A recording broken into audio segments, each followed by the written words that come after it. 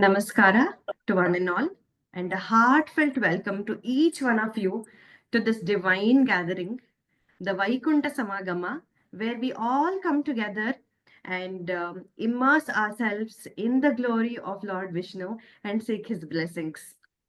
Today, as we celebrate this auspicious occasion, let's all open our hearts to the teachings, to the stories, to the chants that connect us to the sacred path of devotion and enlightenment.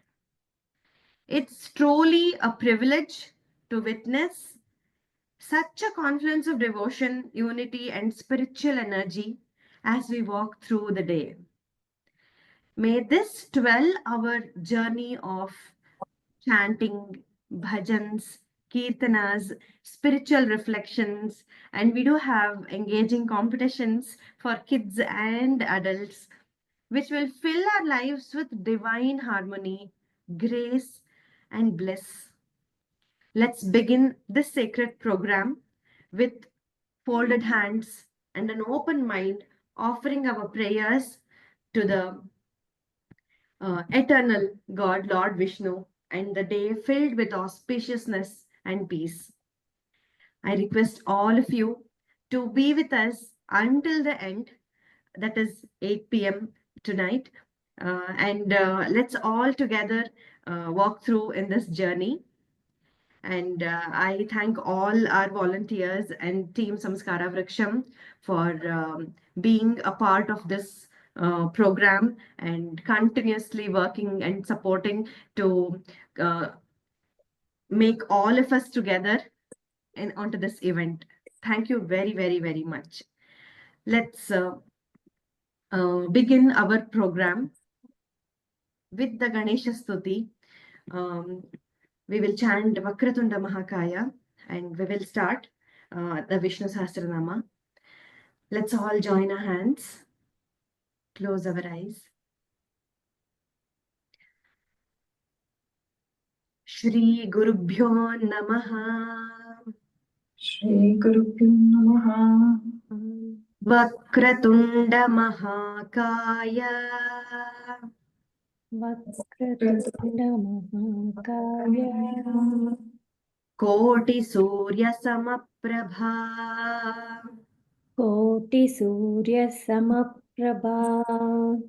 Nirvignam Kuru Me Deva. Nirvignam Kuru Me Deva. Sarvakaryeshu Sarvada.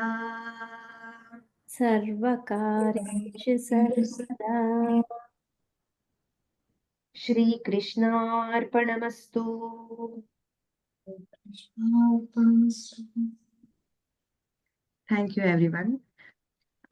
Let us begin the Vishnu Sahasranama chanting now. I request all of you to please raise your hands. Let us chant 10 shlokas each, and we will give turn to next one. Okay. So please raise your hand so that we will call each one of you one by one.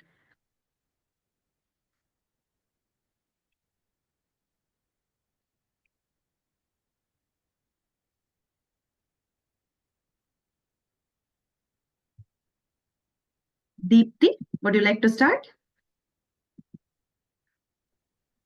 Yes, just a minute. Just open my. Sure. Ashwini, you would like to chant next?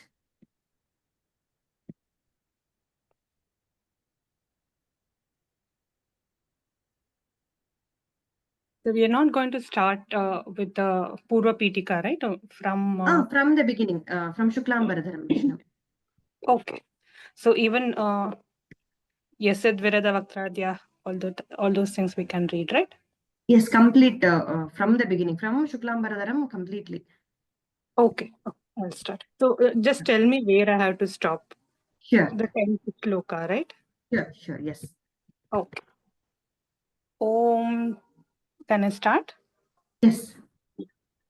ॐ शुक्लाम्बरधरं विष्णुं शशिवर्णं चतुर्भुजं प्रसन्नवदनं ध्यायेत् सर्वविघ्नोपशान्तये यस्य द्विरदवक्त्राद्याः पारिषत्याः परशतं विघ्नं निघ्नन्ति सततं विश्वक्सेनं तमाश्रये व्यासं वसिष्ठनप्तारं शक्तेः पौत्रमकल्मषं पराशरात्मजं वन्दे शुकतातं तपोनिधिं व्यासाय विष्णुरूपाय व्यासरूपाय विष्णवे नमो वै ब्रह्मनिधये वासिष्ठाय नमो नमः अविकाराय शुद्धाय नित्याय परमात्मने सदैकरूपरूपाय विष्णवे सर्वजिष्णवे यस्य स्मरणमात्रेण जन्म संसारबन्धनात् विमुच्यते नमस्तस्मै विष्णवे प्रभविष्णवे ॐ नमो विष्णवे प्रभविष्णवे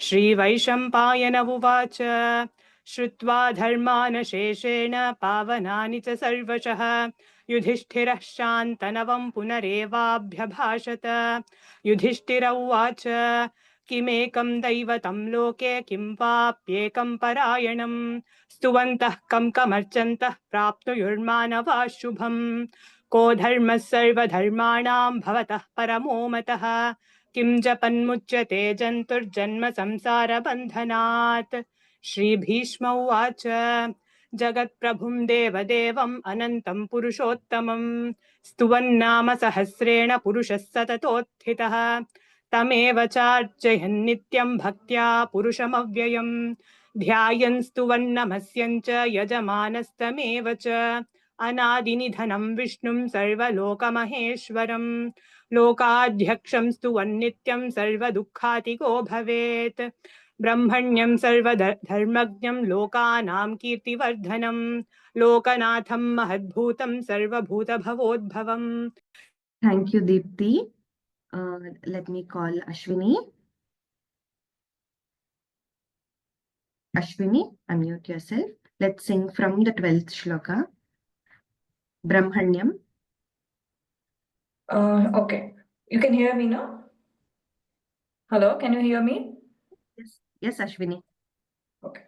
Brahmanyam sarvadharmagnam लोकानां कीर्तिवर्धनं लोकनाथं महद्भूतं सर्वभूतभवोद्भवम् एष मे सर्वधर्माणां धर्मो अधिकतमो मतः यद्भक्त्या पुण्यरीकाक्षं स्तवैरर्चनेन नरसदा परमं यो महत्तेजः परमं यो महत्तपः परमं यो महद्ब्रह्म परमं यः परायणं पवित्राणां पवित्रं यो मत्कलानां च मत्कलं दैवतं देवतानां च भूतानां यो अव्ययः पिता यतः सर्वाणि भूतानि भवन्यादियुगागमे यस्मिन् च प्रलयं यान्ति पुनरेव युगक्षये तस्य लोकप्रधानस्य जगन्नाथस्य भूपते विष्णोर्नाम सहस्रं मे शृणु पापभयापहम् यानि नामानि गौणानि विख्यातानि महात्मनः ऋषिभिः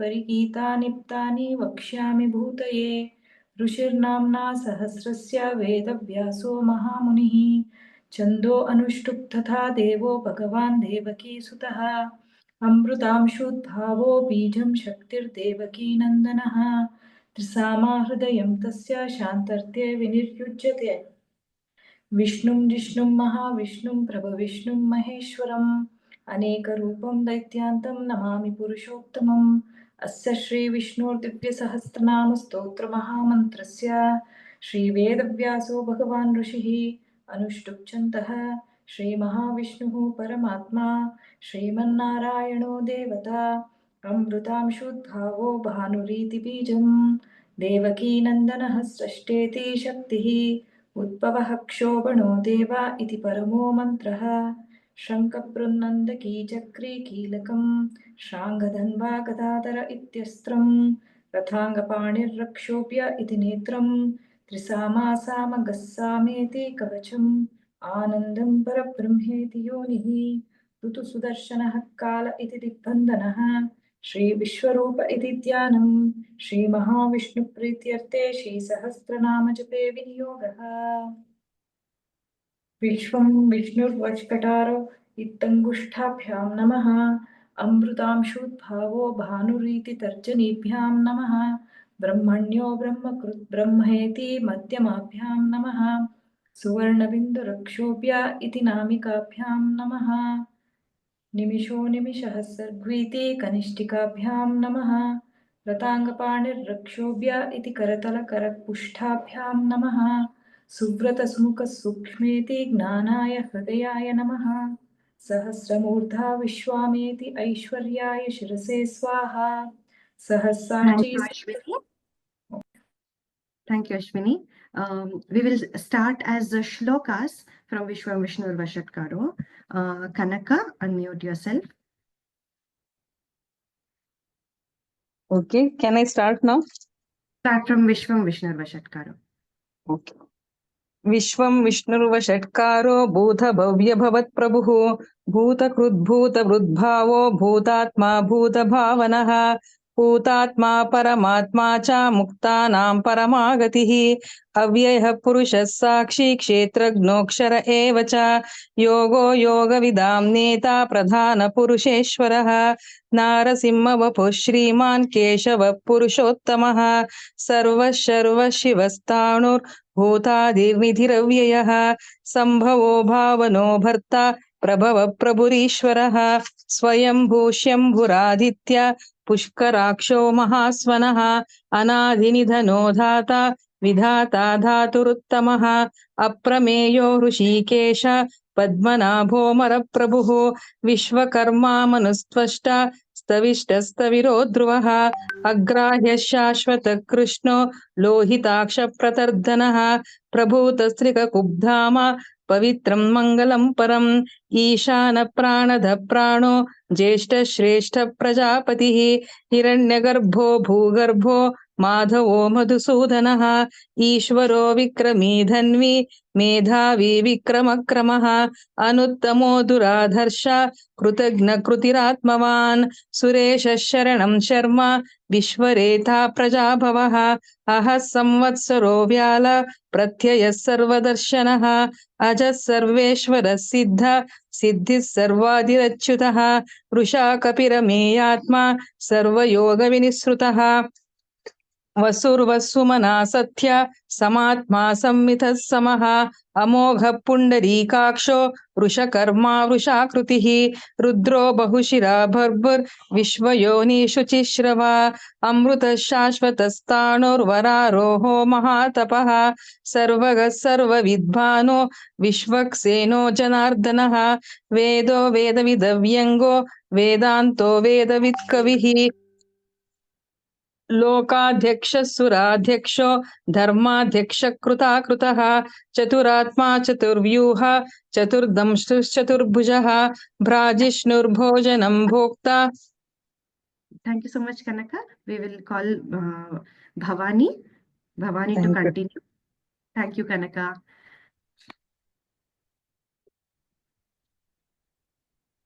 Yeah, can you hear me? Yes, Bhavani, continue.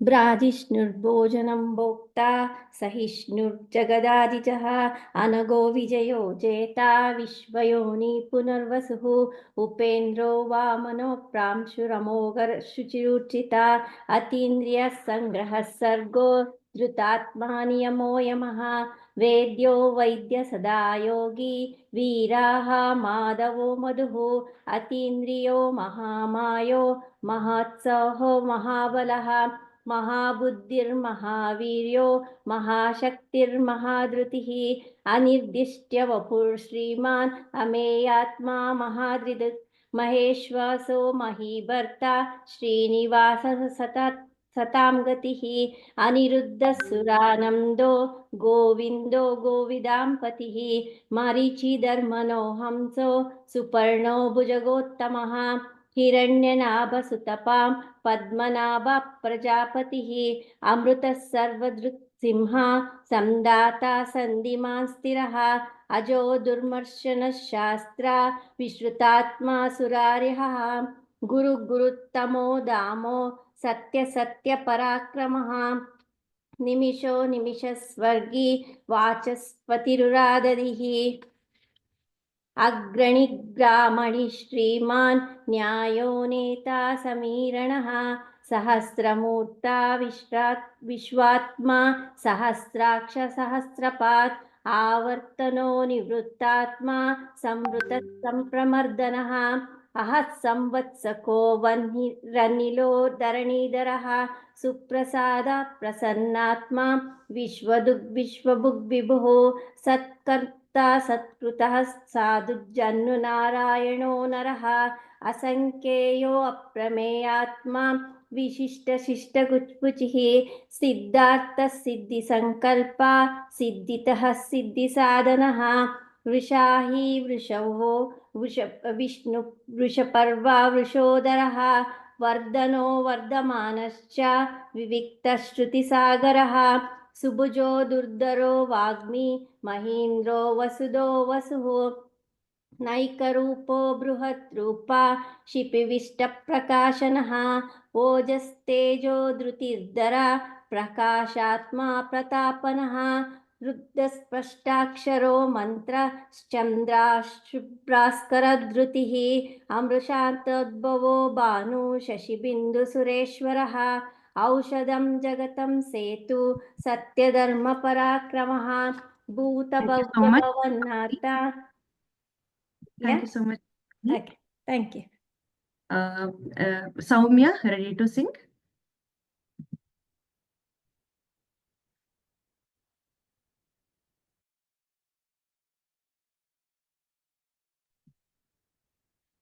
Soumya?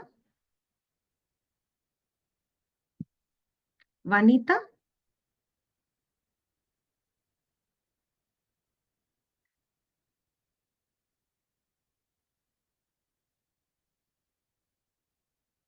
Tejaswini, would you like to continue?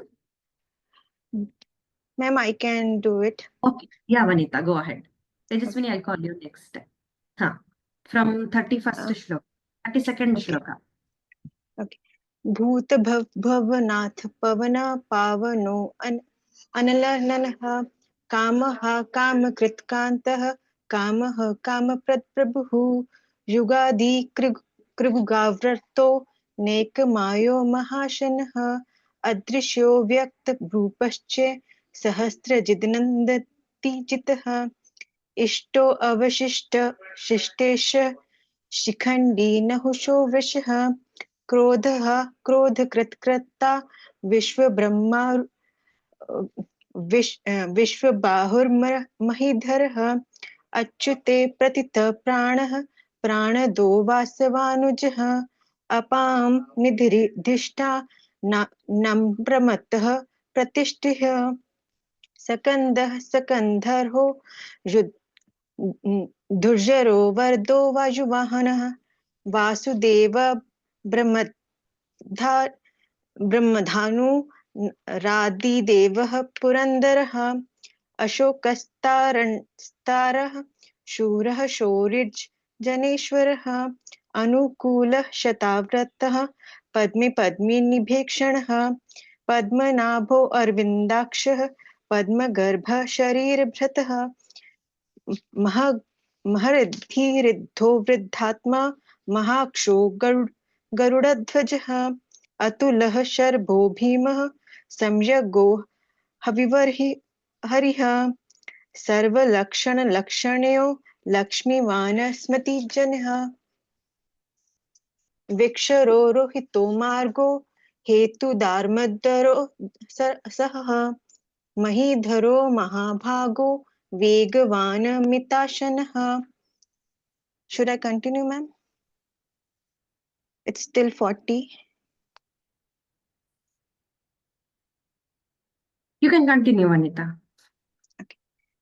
उद्वः शोकभानो देवः श्रीगर्भः परमेश्वरः कर्णं कारणं कर्ता विकृता गहनो गुहः व्यवसायो व्यवस्थानः संस्थानस्थानदो ध्रुवः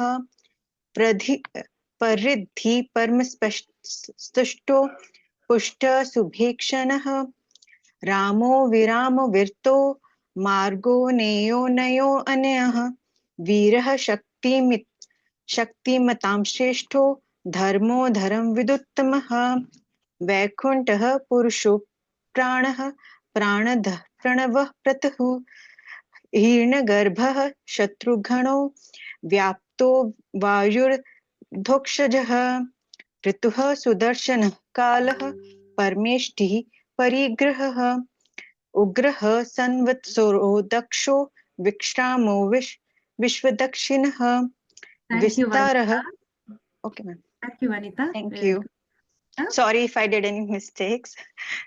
That's okay. That's okay. Sumita, unmute yourself. Yes, ma'am. Please from 46th Vistarasthavarasthanam.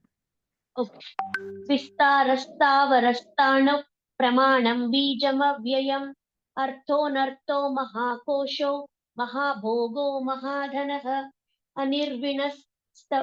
अनिर्विणस्तविष्टो भूर्धर्मो यूपो महामकः नक्षत्रनेमिर्नक्षत्री क्षमक्षामः समीहनः यज्ञयुज्यो यज्ञयुज्यो महेज्यश्च क्रतुस्तत्रं शताङ्गतिः सर्वदर्शी विमुक्तात्मा सर्वज्ञो ज्ञानमुत्तमम् सुवृतः सुमुखः सूक्ष्मः सुघोषः सुखदस्रुहृत् मनोहरो जितक्रोधो वीरबाहुर्विदारणः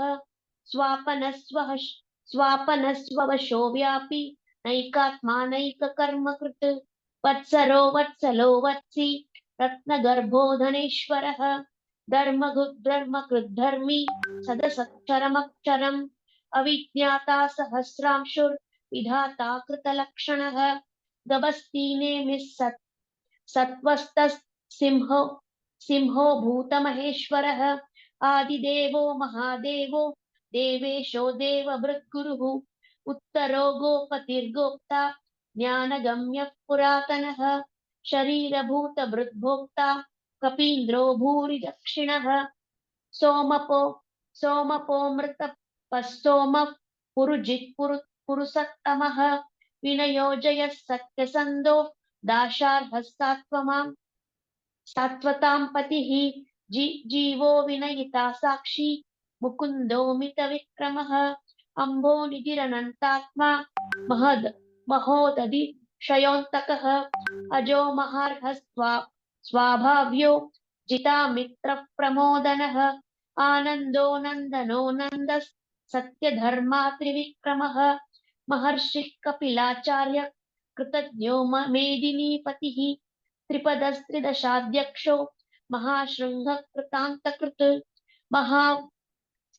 महावराहो गोविन्दः सुषेणः कनकाङ्गदी गुह्यो गभीरो गहनो गुप्तश्चक्रगदाधरः वेदास्वाङ्गोजितः कृष्णो मृडस्तङ्कर्षणोच्युतः वर्णो वारुणो वृक्षः पुष्कराक्षो महामनः भगवान् भगहानन्दी वनमाली हलायुधः आदित्यो ज्योतिरादित्यः सहिष्णुर्गतिसत्तमः Thank you so much, Sumita.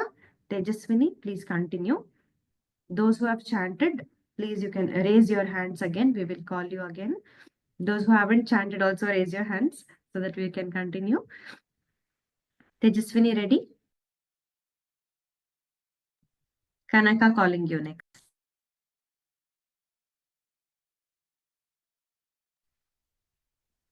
From Sudha. Yes. Sudhanva खण्डपरशुर्दारुणो द्रविणप्रदः दिवस्पृक् सर्वदृग्व्यासो वाचस्पतिरयो निजः त्रिसामा सामगः सामा निर्वाणं भेषजं भिषक् सन्न्यासकृच्छमः शान्तो निष्ठा शान्तिः परायणं शुभाङ्गः शान्तिदः स्रष्टा कुमुदः कुवलेशयः गोहितो गोपतिर्गोप्ता वृषभाक्षो वृषप्रियः अनिवर्ती निवृतात्मा संक्षेप्ता क्षेमकृच्छिवः श्रीवत्सवक्षाः श्रीवासः श्रीपतिः श्रीमतांवरः श्रीदः श्रीशः श्रीनिवासः श्रीनिधिः श्रीविभावनः श्रीधरः श्रीकरः श्रेयः श्रीमान् लोकत्रयाश्रयः स्वक्षः स्वङ्गः शतानन्दो नन्दिर्ज्योतिर्गणेश्वरः विजितात्मा विधेयात्मा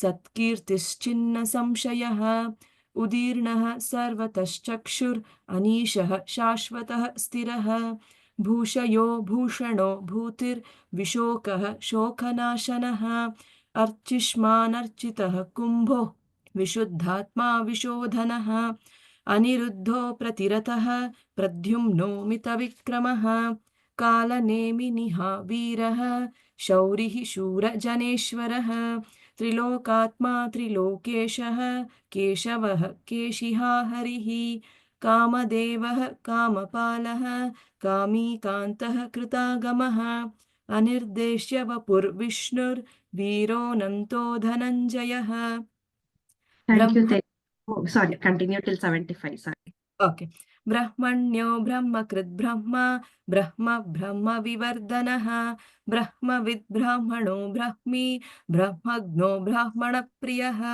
महाक्रमो महाकर्म महातेजा महोरगः महाक्रतुर्महायज्वा महायज्ञो महाहविः स्तव्यः स्तवप्रियः स्तोत्रं स्तुतिः स्तोतारणप्रियः पूर्णः पूरयिता पुण्यः पुण्यकीर्तिरनामयः मनोजवस्तीर्थकरो वसुरेता वसुप्रदः वसुप्रदो वासुदेवो वसुर्वसुमना हविः सद्गतिः सत्कृतिः सत्ता सद्भूतिः सत्परायणः शूरसेनो यदुश्रेष्ठः सन्निवासः सुयामुनः Thank you, Tejaswini. Kanaka, please continue.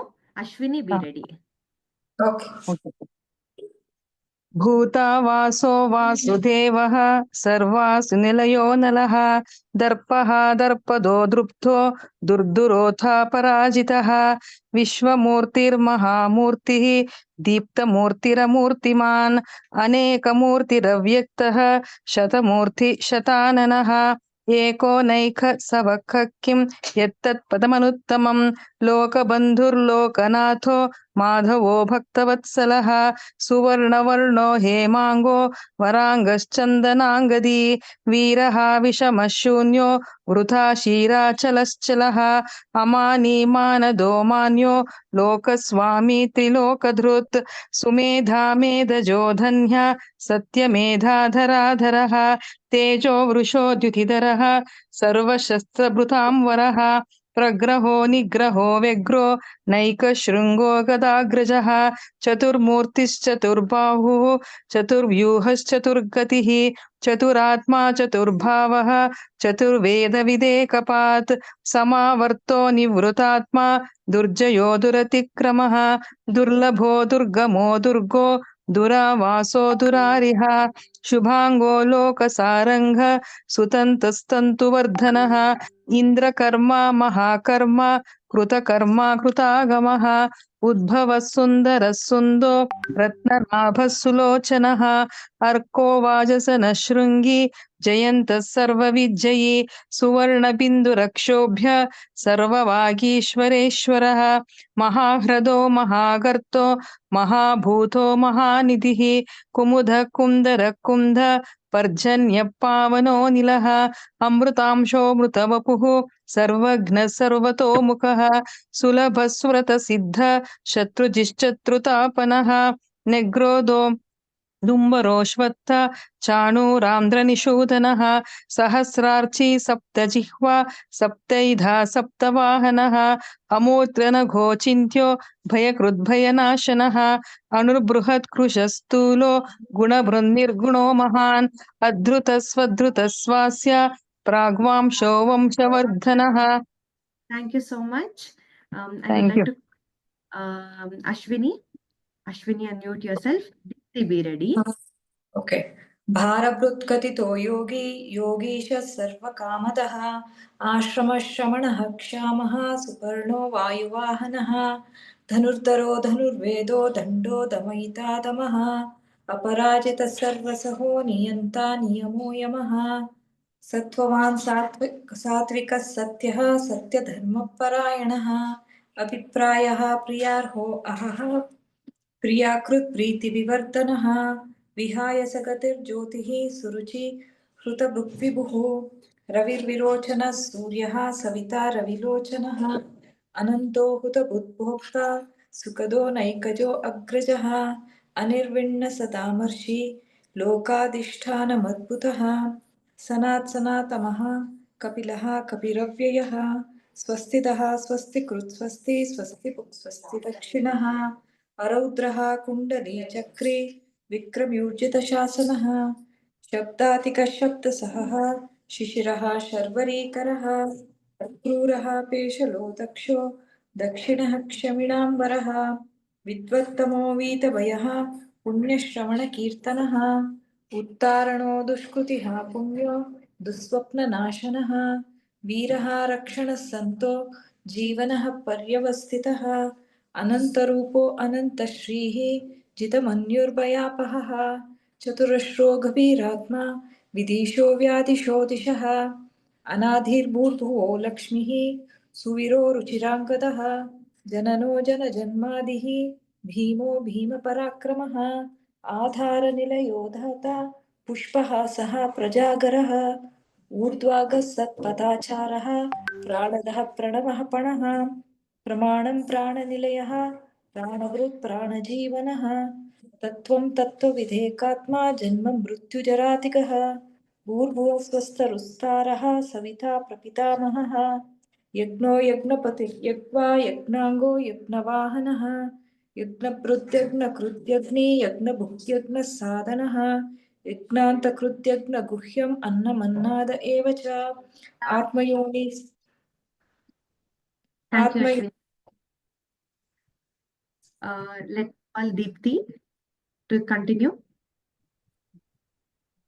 आत्मयोनिस्वयं जातो वैखानः सामगायनः देवकी नन्दनः स्रष्टा क्षितीशः पापनाशनः शङ्खभृन्नन्दकी चक्रीशार्ङ्गधन्वा गदाधरः रथाङ्गपाणिरक्षोभ्यः सर्वप्रहरणायुधः श्रीसर्वप्रहरणायुध ॐ नमः इति वनमाली गदीशाङ्गी शङ्खी चक्री च नन्दकी श्रीमान्नारायणो विष्णुर्वासुदेवोऽभिरक्षतु श्रीवासुदेवोऽभिरक्षतु ॐ नमः इति फलश्रुतिः इतीदं कीर्तनीयस्य केशवस्य महात्मनः नाम्नां सहस्रं दिव्यानाम् अशेषेण प्रकीर्तितं य इदं शृणुयान्नित्यं यच्चापि परिकीर्तयेत् नाशुभं प्राप्नुयात् किञ्चित् सोबुत्रेह च मानवः वेदान्तगो ब्राह्मणः स्यात् क्षत्रियो विजयी भवेत् वैश्यो धनसमृद्धः स्यात् शूद्रः सुखमवाप्नुयात् धर्मार्थी प्राप्नुयात् धर्मम् अर्थार्थी चार्थमाप्नुयात् कामानवाप्नुयात् कामी प्रजार्थी चाप्नुयात् प्रजाम् भक्तिमान्यः सदोत्थाय शुचिस्तद्गतमानसः सहस्रं वासुदेवस्य नाम्नामेतत् प्रकीर्तयेत् यशः प्राप्नोति विपुलं याति प्राधान्यमेव च अचलां श्रियमाप्नोति श्रेयः प्राप्नोत्तनुत्तमं न भयं क्वचिदाप्नोति वीर्यं तेजश्च विन्दति भवत्यरोगो द्युतिमान् बलरूपगुणान्वितः रोगार्तो मुच्यते रोगात् बद्धो मुच्येत बन्धनात् भयान्मुच्येत भीतस्तु मुच्येतापन्न आपदः दुर्गाण्यतितरत्याशु पुरुषः पुरुषोत्तमम् स्तुवन्नाम सहस्रेण नित्यं भक्तिसमन्वितः वासुदेवाश्रयो मर्त्यो वासुदेवपरायणः सर्वपापविशुद्धात्मा याति ब्रह्म सनातनं न वासुदेव भक्तानां. Thank you, Deepti. I would like to call Vasundhara Amma. Amma, can you please continue?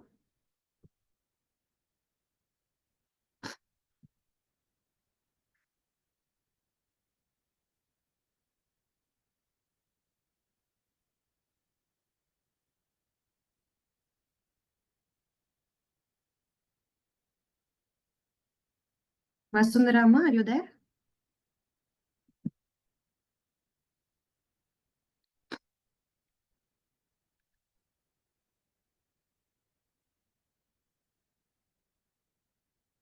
Okay. I would like to continue.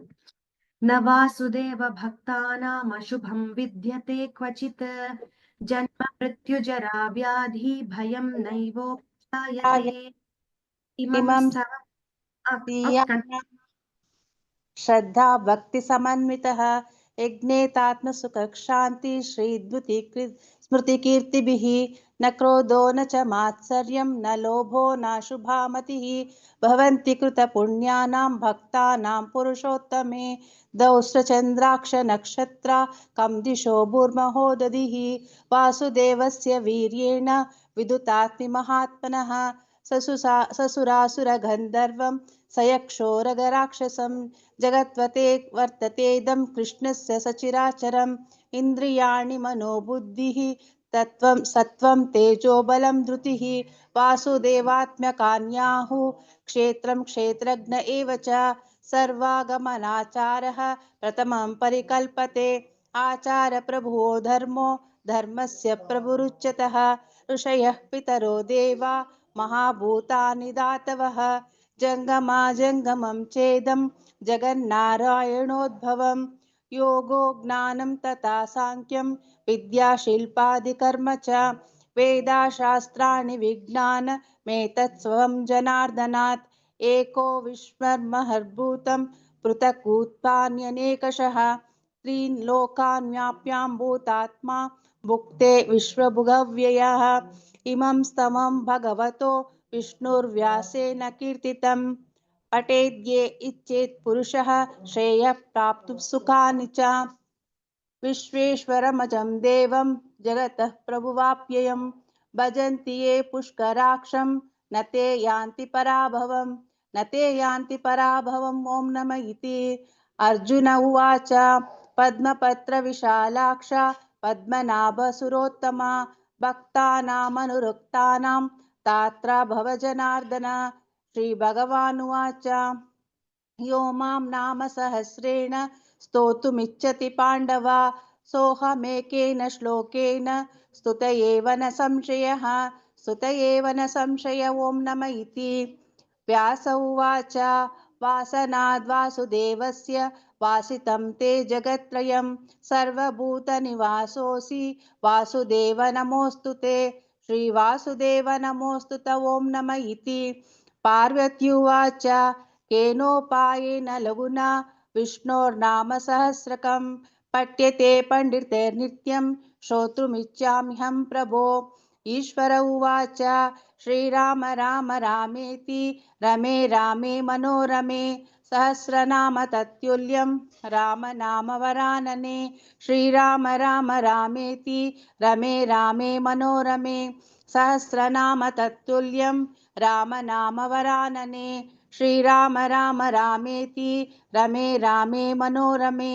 सहस्रनाम तत्तुल्यं राम वरानने श्रीराम नाम वरानन ॐ नमः इति ब्रह्म Thank you, उवाच Amma. Thank you, Amma. Thank you. Call Kanaka to continue.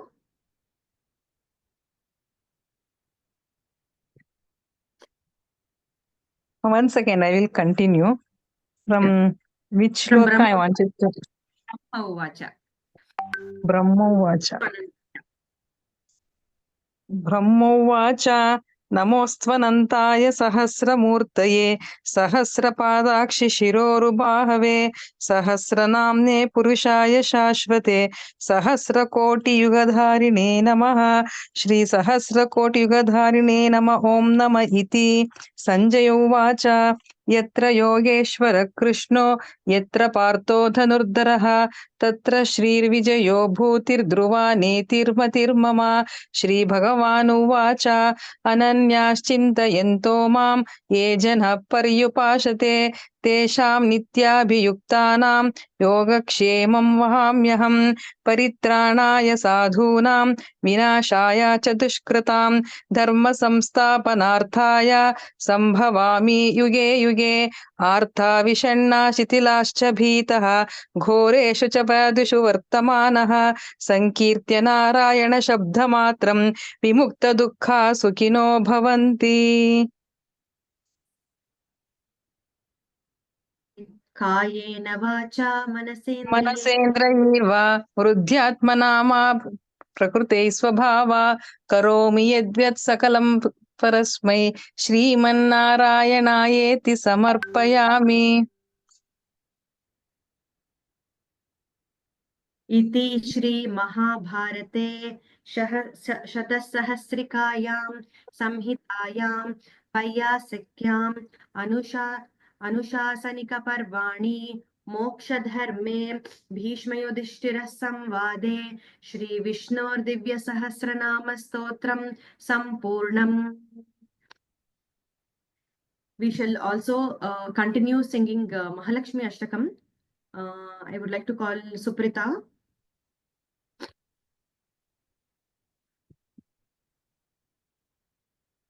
Suprita, are you there?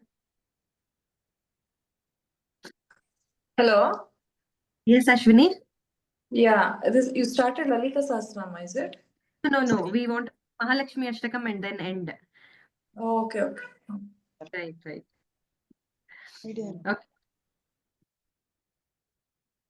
Okay. I think Suprita is not there. Anybody who wishes to sing Mahalakshmi Ashtakam can raise your hands.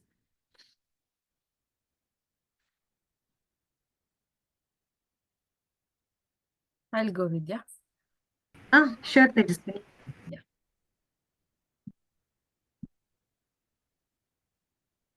नमस्तेस्तु महामाये श्रीपीठे सुरपूजिते शङ्खचक्रगदाहस्ते Mahalakshmi नमोऽस्तु ते नमस्ते गरुडारूढे कोलासुरभयङ्करी सर्वपापहरे देवी महालक्ष्मी नमोऽस्तु ते सर्वज्ञे सर्ववरदे सर्वदुष्टभयङ्करी सर्वदुःखहरे देवी महालक्ष्मी नमोऽस्तु ते सिद्धिबुद्धिप्रदे देवी भक्तिमुक्तिप्रदायिनी मन्त्रमूर्ते सदा देवी महालक्ष्मी नमोऽस्तु ते आद्यन्तरहिते देवी आदिशक्ति महेश्वरी योगज्ञे योगसम्भूते महालक्ष्मी नमोऽस्तु ते स्थूलसूक्ष्ममहारौद्रे महाशक्ति महोदरे महापापहरे देवी महालक्ष्मी नमोऽस्तु ते पद्मासनस्थिते देवी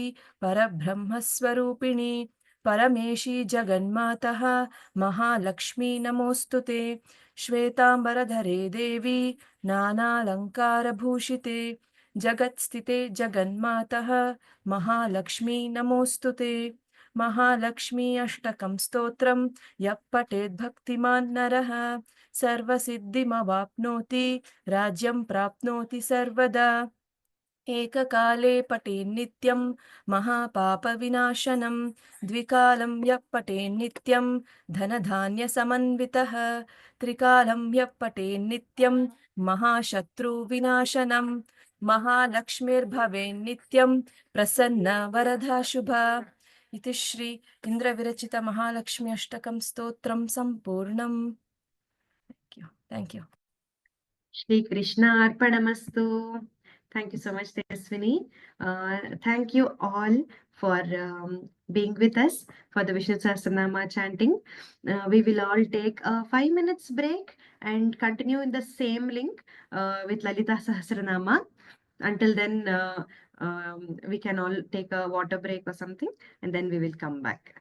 Thank you all. Thank you all for participating. Thank you, Kanaka, Deepti, Tejaswini, Vasundharama, Ashwini, and everyone who have chanted Vishnu Sahasranama along with us. Thank you, Praveena, Padmavati, Chaitanya, Saumya, Vanita, Bhavani, Lavanya, Shrinika, Kirti, Divya, Suprita. Thank you all for attending. You can be in the call or you can leave and come back. Anything is fine. We will start exactly at 9 o'clock. Thank you. Thank you, Vidya. Thank you very much. Thank you so much, Kanaka.